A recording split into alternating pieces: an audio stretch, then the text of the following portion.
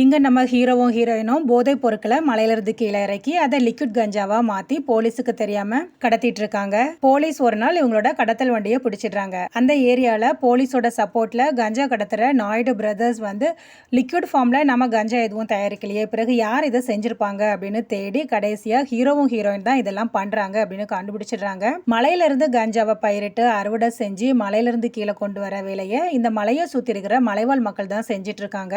ஹீரோவும் ஹீரோயினும் லிக்விட் கஞ்சாவை கடத்தி அதில் வரக்கூடிய பணத்தில் மலைவாழ் மக்களுக்கு தேவையான ஸ்கூல், ஹாஸ்பிட்டல் அதுதான் கட்டிட்டு இருக்காங்க. ஹீரோ இந்த நாயுடு பிரதர்ஸை மீட் பண்ணி எங்களையும் பார்ட்னராக சேர்த்துக்கோங்க, உங்களுக்கு தேவையான லிக்விட் கஞ்சா எல்லாத்தையுமே நாங்கள் ரெடி பண்ணி தரோம் அப்படின்னு சொல்றாரு. இந்த நாயுடு பிரதர்ஸும் ஃபர்ஸ்ட் ஒத்துக்கிற மாதிரி சரின்னு சொல்லிட்டு அவங்க எப்படி போதைப் பொருளை லிக்விடா மாத்துறாங்க அப்படின்னு தெரிஞ்சுட்டு ஹீரோ ஹீரோயினோட கல்யாணத்தை அன்னைக்கு ஹீரோவை கொண்டு போட்டுடுறாங்க. ஹீரோயின் இதுக்கு பழி வாங்குறதுக்காக ஃபர்ஸ்ட் நாயுடு பிரதர்ஸ்ல அண்ணனை போட்டு தள்ளிடுறா. ஒரு ஸ்டேஜ்ல ஹீரோயினும் ரியலைஸ் பண்றா, மலையில கஞ்சா பயிரிட்டா மலைவாழ் மக்களும் அழிஞ்சு போயிருவாங்க, இதை நிறுத்தி விவசாயம் செய்ய வச்சு மக்களை நிம்மதியா வாழ வைக்கணும் அப்படின்னு முடிவு பண்றா. ஸோ ஹீரோயின் வந்து மலைவாழ் மக்கள் கிட்ட எடுத்து சொல்ல ஆரம்பிக்கிறா.